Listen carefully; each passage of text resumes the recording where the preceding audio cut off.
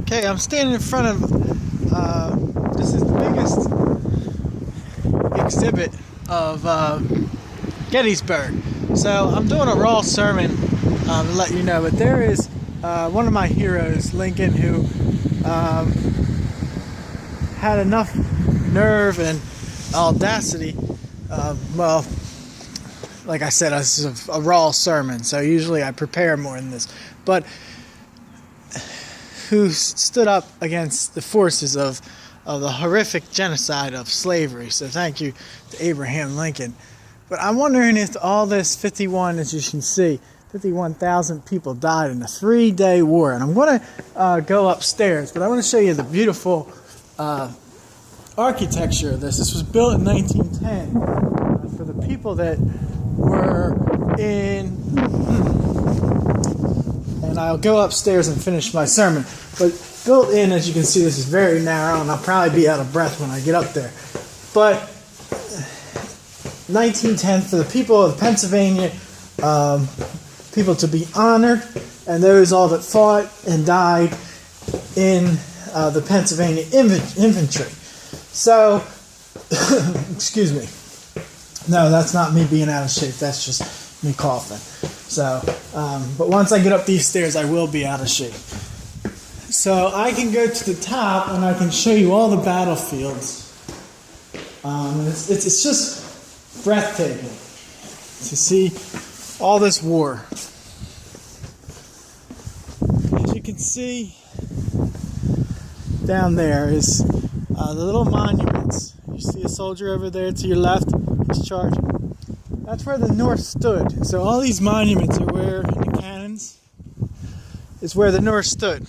So, and the Confederates were coming up this way, coming this way.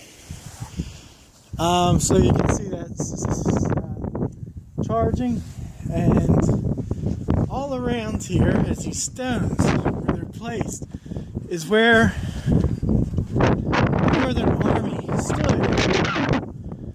And all this battlefields, 51,000, that's almost as many people that died than Vietnam War, which is 60,000. The Civil War itself was actually about over 500,000 people. That's more or close to the same amount of people that we lost in all the rest of the American history wars. So I ask you, as my sermon today, love thy neighbor, love God above all, as Jesus taught us. But we have war, and they came out, the South would come up, and they were fighting. There wasn't much strategy because they came right on, head on. And also the North was over here, surrounding them in different spots. So they had to retreat, and down there is a barn house, which they used to not only for shelter, but also to sometimes they would use it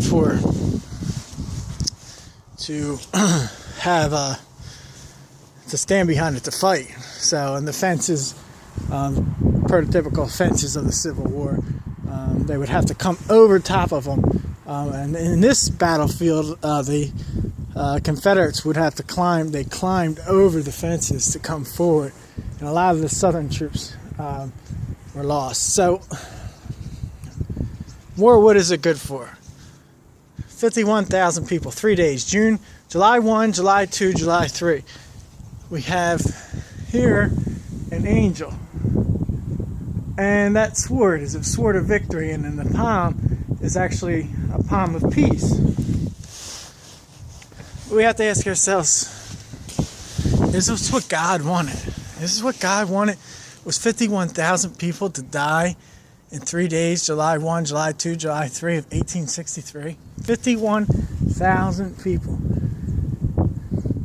And this was more than slavery. Abraham Lincoln, could this war have been solved to eradicate slavery? And I say yes. This could have prevented over 500,000 people deaths in the North and South. But there was more ties to it. There was political, whenever you have war, there's political ties. There's money. There's domination. There's that territory. They won it all. And the South was making such a killing with the cotton, but they were riding the slaves' backs, which is inhumane. And I had one person tell me, the wrong side won. And my grandma's from Georgia, so I don't mean to, no side won. But the wrong side didn't win. The North had to win because we had to eradicate slavery. But was this war worth it? Absolutely not. A human being is so important to God. I can't tell you how important a human being is. So I was over the cemetery. The cemetery is way back over there. There's 25 miles. 25 miles of battlefields. 51,000 people. That's ridiculous. So over at the cemetery, what I will talk about is they were marked with, and I'll give you more views. They were marked with numbers because there were 6,000 people. 6,000 people that were buried in Gettysburg Memorial Cemetery during the war. 3,000, over more than half, they didn't even know who they were. So they just buried them. So there's numbers. Shows you, you'll see on them. 895, 896, 897, a number. God looks at us more than a number. Our society might put us as a number. But you see, all this, was it worth it? Is war worth it? Is God want us to have war, to kill our neighbor? As Jesus says, love our neighbor? Are we to have war? I say no. God did not create the human being to have war, but we as humans have to dominate. We have to have money. We want to dominate and we want the territory. So after the Civil War, the North took over the Southern territories and took pretty much everything from them. And that still gives the Southern people a little bit bad taste in their mouth. But also the Northern people were taken. Everything was taken. A lot of them. The house over there, that little white barn back over there, as you can see it, that was a farmhouse. And that farmhouse was taken and used for this war. And then the guy asked for insurance back after it was destroyed. And the insurance company gave him $15, and he asked for $1,000. So these wars, are we fighting the right wars? Are we fighting the right wars as this was a war in 1863? Are we fighting the right wars? Should we be fighting wars today as we've been in war since 2001? And everything from a war has political domination and money to it in some way or some form. So 2001, as I say, we started a war. We started right away. Right away, we just retaliated right after 9/11. We didn't even have a chance to grieve. The president came up, and I don't want to criticize George W. Bush, but right away he said, we're coming after you. No strategy, no nothing. It just went and bombed. And still, we're still at war. 2017, we're 16 years later, we're still at war. And is this for nothing? Well, we have our freedom to fight for, and there is political sides to this.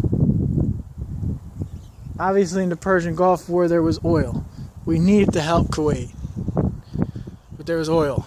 The oil was big, and there's still oil in the Middle East. And there's still political, monetary, and domination that we want. And we also are fighting a war on terror, which is very difficult. So, but we are not fighting the right war as for when our troops come back. Our troops come back. have PTSD. They are fought just like these soldiers. Were fought to kill. Shooting behind a cannon. Fought to kill. 5 tours, 6 tours today. This was a 4-year war. It ended. But our war hasn't ended in 16 years that we're facing today.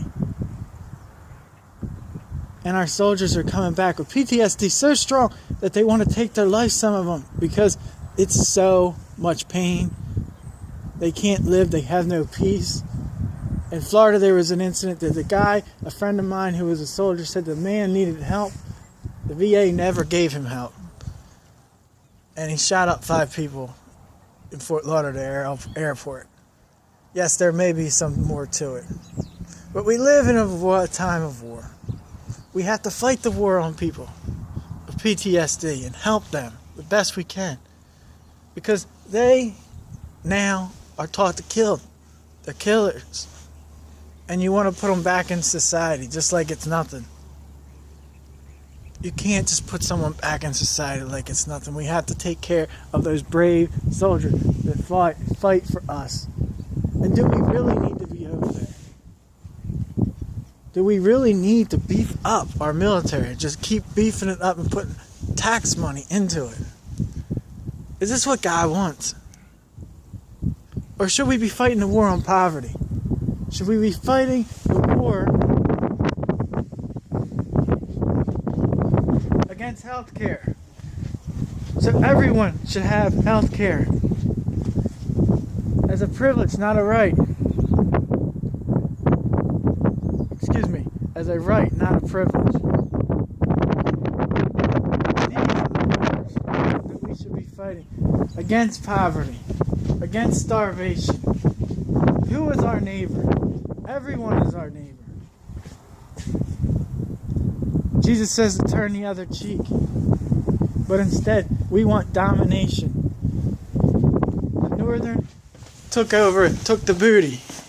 And now I'm not talking about a behind or a rear of a woman, what they refer to today. They took the booty from the South, which is property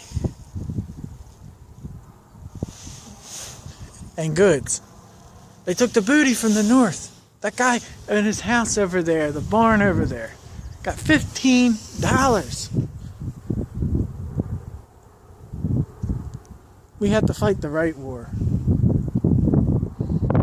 Is war good for nothing? Yes, it's good for nothing. I can think of one war that needed necessity, and that's Hitler. 6 million Jews were killed. That was a war that Hitler needed to be stopped. Saddam Hussein, he needed to be stopped. He needed to be arrested for what he did, killing hundreds of thousands of people. But now we're back at war again. After we took Iraq, got rid of Saddam Hussein, who killed hundreds of thousands of people. But we have Assad and we have ISIS fighting against each other. And then Russia's tied into it. What does the future hold? But as Christians, we have to fight the right war. We have to support our troops. We have to support those in poverty and love thy neighbor. And who is our neighbor? Everyone is our neighbor. There's so many wars we have to fight. Just about every law we have, and a new administration coming in a couple days, has to be reformed. So Muhammad, the Prophet Muhammad, was known for military presence. David was known for his military presence. They thought the Messiah was going to come back and be like David. But the Messiah showed peace, love, grace, not war. Jesus Christ says, love thy neighbor. Love God above all. Are we doing that? As Muhammad said, 2 things about war. 1, self-defense. 2, injustices. We have to fight against injustices. The Bible says it over and over again. But the injustices of something like slavery that needed to be eradicated. And Martin Luther King, his day comes up. The kids will have off on the 15th of January. He fought a war of injustice with nonviolence, not like this angel who has a sword to kill and a peace. That's using God and saying, okay, war is okay. And some of these tombstones down there or grave sites say scriptures on them. That's not what God wants. God wants peace, love, because Jesus is the Prince of Peace. We're to love, Muhammad says, self-defense and injustice. We have to fight the injustice like Martin Luther King did. As Gandhi fought, stopped the Civil War.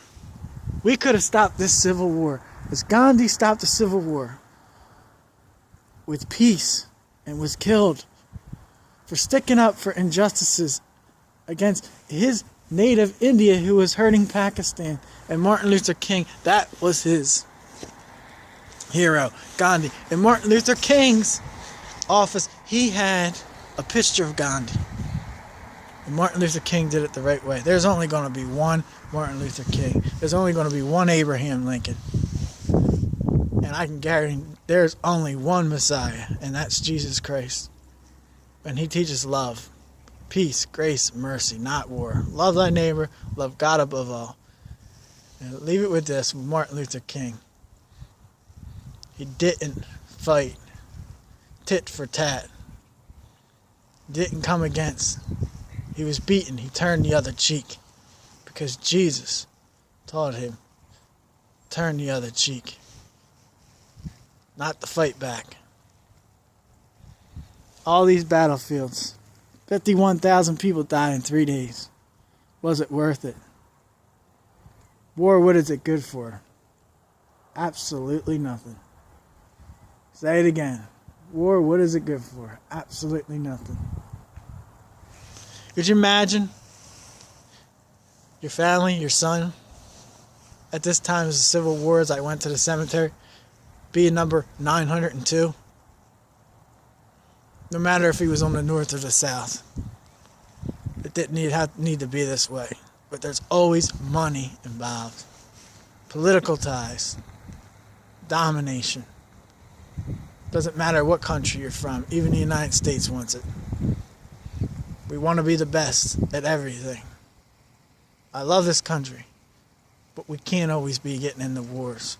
We can't always be beefing up our military. We have to think about the other wars.